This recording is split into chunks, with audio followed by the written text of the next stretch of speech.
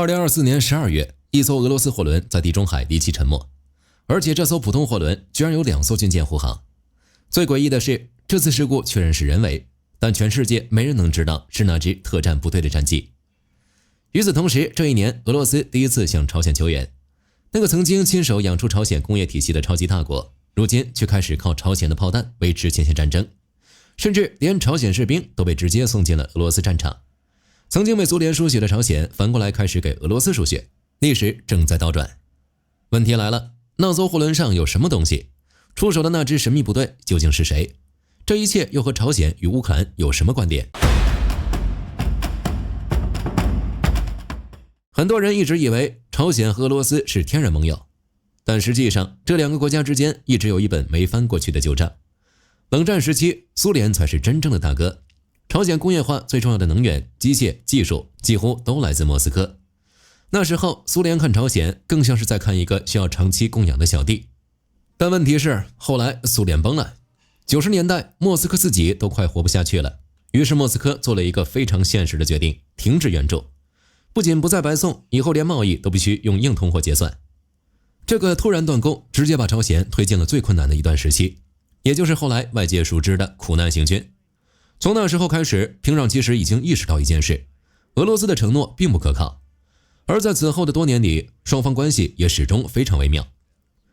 俄羅斯一邊和朝鮮接觸，另一邊又和韓國大規模做生意，甚至在朝鮮核問題上，莫斯科很多時候還會配合國際制裁。直到2022年之前，俄羅斯依然認為自己才是那個能左右半島局勢的大玩家。但戰爭改變了一切。2022年衝突爆發後，俄羅斯原本想速戰速決，結果戰爭卻迅速演變成了一場超級消耗戰。而現在戰爭最恐怖的一件事就是炮彈消耗速度遠超所有人的想象，幾萬發炮彈可能一天就打光。俄羅斯很快發現自己冷戰時代積攢的庫存正在被瘋狂掏空。更麻煩的是，全球範圍內既有能力大量生產蘇聯炮彈，又敢公開賣給俄羅斯的國家已經沒幾個了。繞了一大圈之後，莫斯科突然發現，真正能救急的居然只剩下朝鮮。歷史就在這一刻徹底反轉。曾經是蘇聯向朝鮮輸送能源與工業設備，如今卻變成朝鮮向俄羅斯輸送炮彈，位置完全調過來了。而平壤顯然也意識到了自己手裡那筆蘇式庫存突然變得極其值錢。於是一場規模驚人的交易開始了，數百萬發炮彈、火箭炮、短程飛彈開始源源不斷地運往俄羅斯。但真正危險的還不是這些，因為隨着戰爭繼續，俄羅斯缺的已經不只是炮彈，還有人。可問題來了，如果這一切普丁開出的條件，朝鮮真的值得付出這麼大代價嗎？為了這個目標，俄羅斯究竟付出了什麼呢？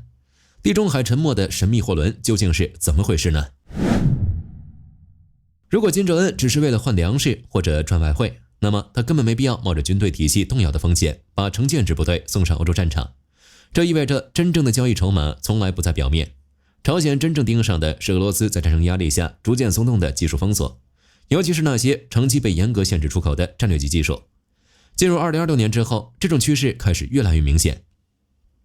俄羅斯高級代表團開始頻繁訪問平壤，雙方推進的也不再只是短期軍貿，而是一套長期軍事合作框架，時間甚至直接被拉長到2030年前後。這已經不是普通合作，而是一種結構性綁定。在外界能看到的層面，俄羅斯已經開始釋放一些過去非常謹慎的資源，包括防空系統支持、戰機維護以及部分軍工技術協助。而朝鮮今年公開展示的一些新型火炮與自走炮系統，也明顯開始出現俄式技術影子。但真正讓外界緊張的不是這些常規武器，而是另一個詞——核潛艇。長期以來，朝鮮一直想突破的核心瓶頸之一，就是遠洋潛艇與核動力結合能力。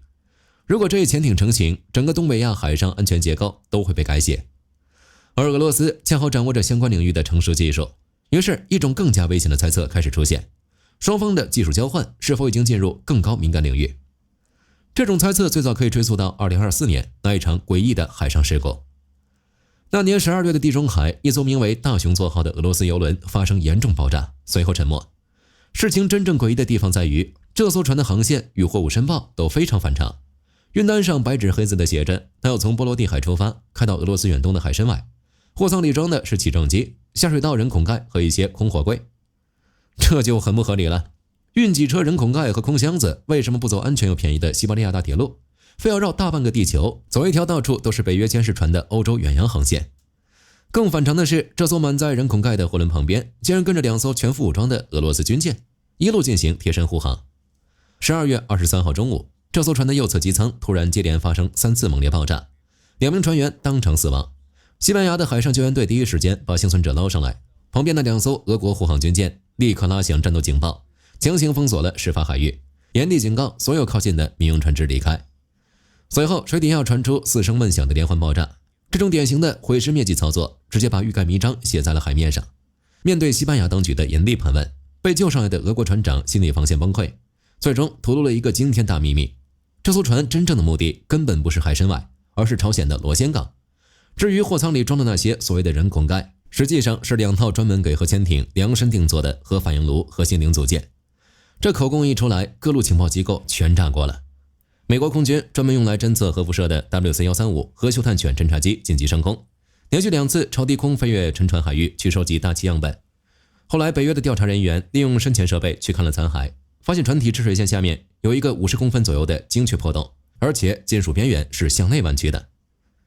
大家一看就懂了，這不是什麼引擎故障引發的意外，這種破壞明顯是從外部人為破壞的。火力軍覺得頭號嫌疑人當然是全球最強特戰部隊的海豹了。從業務匹配上看，海豹是全球最強水下滲透、吸附水雷、潛艇挖人，專門幹這種不留證據的活。區域上，美國的第6艦隊配套的海豹常駐地中海，距離事發地點極近。不過這些只是推測，這種絕密行動的真相恐怕要等到10幾年後我們才能得知真相。但不管是不是海豹下了黑手，這艘躺在地中海海底的沉船已經證實了一個鐵一般的事實：俄羅斯正在拿帝国之本的核潛艇反應爐技術去當作朝鮮士兵在烏克蘭流血的結算貨幣。這絕不是捕風捉影的猜測。就在沉船事件發生沒多久，金正恩在2025年高調視察了新建造的巨型潛艇，並且直接對外宣布，朝鮮海軍將進入全面的核武裝化階段。當莫斯科把自家最高級別的戰略機密像大白菜一樣擺在交易桌上的時候，這盤大棋的走向已經徹底失控。這不僅是一場簡單的軍火買賣，這是在用核擴散的風險給一個高度緊張的半島火藥桶裝上了雷管。正當金正恩意氣風發地巡視潛艇建造工程的時候，遠在戰場的朝鮮士兵又在經歷什麼呢？2024年下半年，烏克蘭軍隊突然越境，直接打擊俄羅斯本土的庫爾斯克州。這一刀讓莫斯科非常難受，因為當時的俄軍大量精銳已經被長期釘死在東線。面對後院起火，俄羅斯一時間根本抽不出足夠兵力，於是剛剛簽完全面戰略夥伴關係條約的朝鮮第一次派上了用場。普丁向平壤發出了求援信號，隨後一場异国練兵正式開始。從2024年秋天開始，上萬名朝鮮士兵分批進入庫爾斯克地區。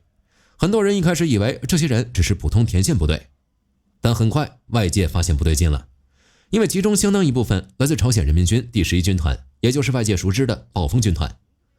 這支部隊在朝鮮內部地位非常特殊，他們長期訓練的是滲透、爆破、敌後行動。問題是，他們來到的不是幾十年前的戰場，而是2020年代的烏東前線。這是2個時代，這裡沒有真正的夜色，沒有安全後方，也沒有所謂隱蔽推進。天空裡到處都是無人機，樹林上空隨時可能衝下來掛着炸藥的巡飛彈。對於這些朝鮮士兵來說，他們面對的根本不像戰爭，更像一條自動運轉的鋼鐵流水線，而自己只是流水線裡的消耗品。更殘酷的是，俄軍很多時候並沒有把他們當成特種兵，而是直接当成突擊步兵使用。缺乏裝甲掩護，缺乏現代電子戰支援，然後頂着無人機和炮火往前衝。而真正讓外界震驚的是他們對抗无人機的方法，因為朝鮮部隊几乎沒有現代化反無人機設備，於是前線很快出現了一種極其原始的戰術：3人防空組，1個人主動暴露自己，吸引無人機俯衝，另外2個人抓住那幾秒空檔，朝天射擊，試圖把無人機打下來。你沒聽錯，有人就在用近乎2戰的方式硬扛現代無人機。很多烏軍無人機操作員後來回憶，他們甚至能明顯感覺到這些朝鮮士兵根本不怕死，因為總有人會主動站出來替同伴吸引火力。但問題是，勇猛解決不了技術代差。真正壓垮他們的不僅是無人機，還有混亂、語言不通、協同脫節、指揮混亂。一些俄軍基層軍官甚至接近崩潰，因為他們根本無法有效指揮朝鮮部隊，交火一亂，雙方甚至會互相誤傷。更誇張的是，部分朝鮮士兵還被安排在了裝甲部隊前方探路，說白了就是用人去踩雷，而最終帶來的結果就是極其恐怖的傷亡。短短幾個月，這批先遣部隊傷亡率就接近40%。一些西方分析甚至認為，如果繼續按這種強度消耗，這支部隊可能會被整建制打空。但真正詭異的是，即便面对如此高的傷亡，這些部隊依然沒有出現大規模崩潰。他們為什麼還能堅持？到底是什麼在支撐他們？而更危險的是，這些長期生活在高度封閉環境中的年輕士兵來到俄羅斯後，第一次真正接觸到了外部世界，互聯網、智能手機、歐洲城市、陌生的信息、陌生的生活方式。這一切会讓他們更加堅定，還是會徹底衝垮他們原本的認知？接下來真正失控的東西，可能已經不是戰場，而是人。在任何一支现代軍隊裡，如果傷亡率接近 40%， 防線基本都會開始動搖，甚至出現潰散，這是軍事常識。但朝鮮遠征部隊卻完全不同，他們沒有大規模後撤，也沒有明顯崩潰，依然在戰壕裡繼續堅持。問題是，支撐他們的到底是什麼？一些前線情報與外部分析認為，答案並不浪漫，而是一套極其嚴格的紀律體系。有消息稱，部分士兵在面臨被俘風險時，會被要求執行極端措施，避免落入敵手。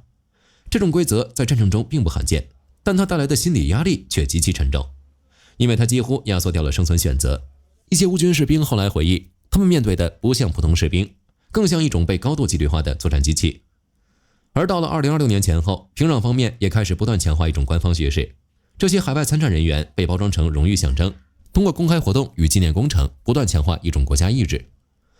但戰場之外，另一種變化卻正在悄悄發生。當這些朝鮮士兵進入俄羅斯後，他們第一次接觸到了開放互聯網、智能手機、短視頻、社交媒体，大量此前從未接觸過的信息。對於長期生活在高度信息过濾環境中的年輕人來說，這種衝擊是直接的，沒有緩衝。一些外部觀察報告指出，部分士兵開始出現明顯的信息沉迷行為，大量瀏覽娛樂內容，甚至徹夜刷短視頻。但真正麻煩的還不是這些，而是前線協同。在俄軍內部通訊與戰場反饋中，一個問題開始反覆出現：語言障礙，命令無法傳達，協同嚴重脫節。一些俄軍基層軍官不得不臨時調整整個作戰結構，甚至出現混合編隊失控的情況。誤傷、誤判、推進失敗開始不斷出現。而在底層士兵之間，雙方關係也遠沒有外界想象中那種盟友感，更多時候只是一起推進，一起挨炸。但彼此幾乎無法交流。表面上這是盟友，但在泥水戰壕裡更像是一種被戰爭強行捆綁的臨時組合。當朝鮮、俄羅斯穿一條褲子，東北亞的安全結構已經開始重新洗牌，而最先感受到壓力的就是韓國。長期以來，韓國手裡一直握着一張非常關鍵的牌——經濟影響力。從北方政策開始，首爾一直試圖用投資、貿易與金融去影響朝鮮外圍環境。核心邏輯很簡單，用經濟換安全空間。而在過去很多年裡，這套邏輯確實有效。但到了2026年，情況開始發生根本變化。因為今天的俄羅斯已經不再在意傳統經濟利益，莫斯科真正要的是彈藥、能源以及維持戰爭機器運轉的一切資源。而朝鮮恰好填進了這個空缺。一邊是陷入長期消耗戰的俄羅斯，另一邊是擁有軍工產能與人力儲備的朝鮮。雙方之間開始形成一種極其現實的互補關係，結果就是韓國原本用來隔離朝鮮的空間正在被迅速壓縮，甚至開始反轉。而這種變化很快開始具象化，變成真正的基礎設施。2026年前後，圖們江流域一項極具象徵意義的工程正式落地，連接俄羅斯哈桑與朝鮮羅先的現代公路大橋正式通車。這座橋建設速度極快，並且直接取代了過去老舊的鐵路運輸體系，原本有限的運輸能力被直接升級成全天候公路通道。從地緣結構上看，這已經不再是貿易通道，而是一個全新的陸路連接系統。石油、糧食、工業物資，甚至軍工相關資源，都可以通過卡車體系持續流轉。過去，外界還能通過海運與金融體系對俄朝之間形成一定限制，但現在陸路通道的出現，正在讓這種約束迅速減弱。而從戰略意義上看，這座橋真正可怕的地方，並不只是運輸能力，而是它把兩個原本相對隔離的體系真正連接成了一個循環網絡。而一旦這種網絡穩定下來，整個東北亞的安全邏輯都會開始重新計算。韓國面對的將不再是一個孤立的朝鮮，而是一個正在被外部力量重新結構化強化的體系。而這種體系一旦成型，將很難再通過傳統手段逆轉。於是問題來了，在這種新的結構裡，誰還擁有真正的主導權？美國、俄羅斯，還是那個曾經被所有人認為最弱的朝鮮？當我們把所有線索拼在一起時，會發現一個非常驚人的畫面。從庫爾斯克戰壕到地中海沉船，再到圖們江大橋，所有線索最終都匯聚成了一件事：一個舊有國際秩序正在被戰爭重新拆解，並被迫重組。而紅場上那場只有45分鐘的閱兵，或許根本不是勝利展示，而是一個時代變化的縮影。這種因為戰爭壓力形成的綁定關係，到底還能持續多久？如果有一天俄烏戰爭結束，俄羅斯還會繼續需要朝鮮嗎？而朝鮮又是否已經從這場戰爭裡拿到了自己真正想要的東西？好了，關於那艘神秘沉沒貨輪的故事，今天就和大家聊到這裡。如果你喜歡本期視頻，別忘了按讚訂閱，也歡迎在留言區分享你的看法。